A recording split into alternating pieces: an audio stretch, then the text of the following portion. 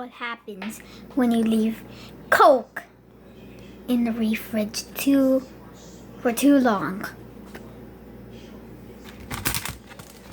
It's literally a solid. There's still some though. But this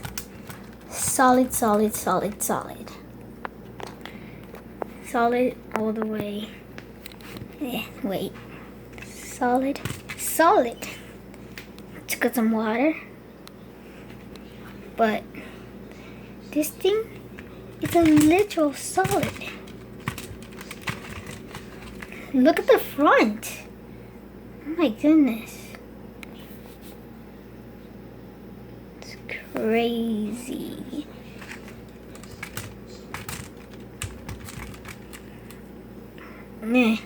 So, if you don't want your Coke to turn out into this weird solid thing, don't leave it in the refrige.